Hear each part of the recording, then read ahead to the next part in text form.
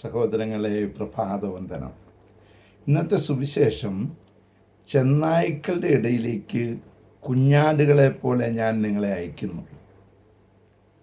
അതായത് നിൻ്റെ ജീവിതത്തിലെ വിപരീത സാഹചര്യങ്ങളും പ്രതിസന്ധികളും ഒക്കെ ആയിട്ട് നീ ഒത്തിരിയേറെ വേദനിക്കുന്നുണ്ടോ എങ്കിൽ ഒരു കാര്യം സത്യമായിട്ട് ഓർത്തോളുക, നീ അയക്കപ്പെട്ടവളാണ്.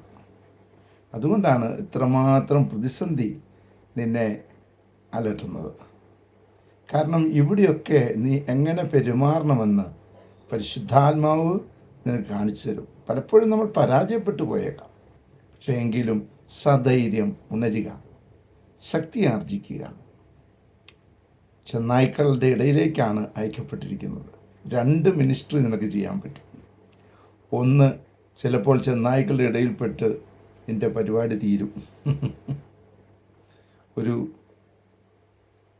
ഒരു അർപ്പണം ചിലപ്പോൾ ഉണ്ടായെന്ന് വരും. പൂർണ്ണമായും നീ ഇല്ലാതായിത്തീരും. ചെന്നായ്ക്കളുടെ ഇടയിലേക്ക് അയക്കപ്പെട്ട് നിന്നെ അവർ കൊല്ലും. പേടിക്കണ്ട, ഒരു മിനിസ്ട്രിയാണത്.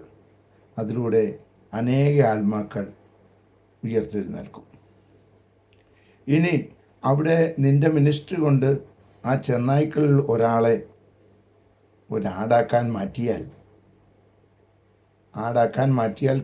മാറ്റാൻ കഴിഞ്ഞാൽ അതും ഒരു മിനിസ്ട്രിയാണ്. അതിനും നിനക്ക് ഫലമുണ്ട്.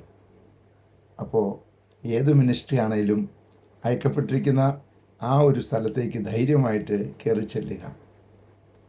അയച്ചിരിക്കുന്നവൻ കൂടെയുണ്ട് എന്നൊരു ബോധ്യമാണ് നമുക്ക് വേണ്ടത്. അതിനുള്ള കൃപാവർത്തനായി പ്രാർത്ഥിക്കാം കേട്ടോ. പരിശുദ്ധ അമ്മയെ സഹായിക്കണേ. വിശുദ്ധ യോസേപ്പ് പിതാവേ, ഞങ്ങൾക്ക് വേണ്ടി പ്രാർത്ഥിക്കണേ. പരിശുദ്ധാത്മാവെ എഴുന്നള്ളി വരണേ.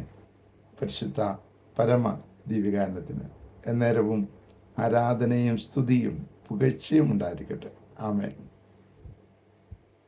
നമ്മുടെ കർത്താവായ യേശുക്രിസ്തുവിന്റെ കൃപയും പിതാവായ ദൈവത്തിന്റെ സ്നേഹവും പരിശുദ്ധാത്മാവിന്റെ സംസർഗവും സഹവാസവും സ്നേഹവും ശക്തിയും കൃപയും എല്ലാ അനുഗ്രഹങ്ങളും സമൃദ്ധമായി നിങ്ങൾ ഏവരോടും കൂടെ ഉണ്ടായിരിക്കട്ടെ, ഇപ്പോഴും എപ്പോഴും എന്നേക്കും.